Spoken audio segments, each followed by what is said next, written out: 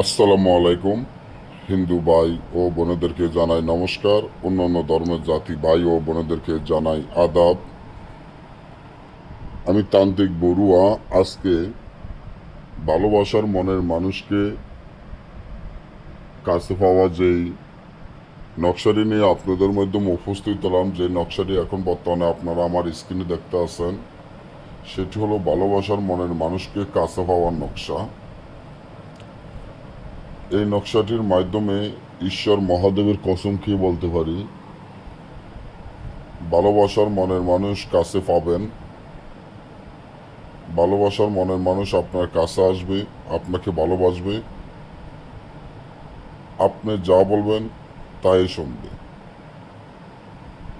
ধরেন আপনার ভালোবাসার মানুষ আছে, যাকে আপনি ভালোবাসেন, যার ভালোবাসা পাওয়ার জন্য আপনি পাগল হয়ে রয়েছেন, সে যদি আপনাকে ভালো না বাসে, আপনার কাছে না আসে, আপনাকে দেখতে না পারে, আপনি এই ভালোবাসার মনের মানুষকে কিভাবে কাছে পাবেন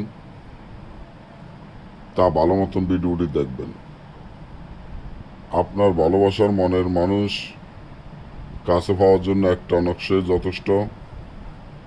যে নকশাটি আমার স্ক্রিনে দেখতে পাচ্ছেন, যখন আপনি কাউকে ভালোবাসবেন, ওই ভালোবাসার মানুষ যদি আপনাকে পাত্তা না দেয়, আপনি যদি ওই ভালোবাসার মানুষের ভালোবাসা পেতে চান, সে নিজে ইচ্ছায়িতভাবে আপনাকে ভালোবাসবে, এমনকি আপনাকে ভালোবাসার কথা বলবে, আপনি যা বলবেন সে তাই শুনবে।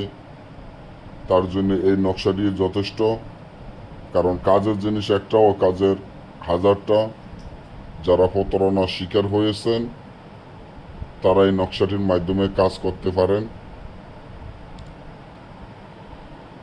এখান থেকে 7টা নকশা লিখবেন মুখ দ্বারা কাপড়ে, ফেসা রক্ত দিয়ে লিখিয়া, মিষ্ট জাফরান আম্বর কুস্তুরি গোসনা কামসিন্দুর দ্বারায় একটা একটা করে 7টা নকশা আগুনে জ্বালাবেন।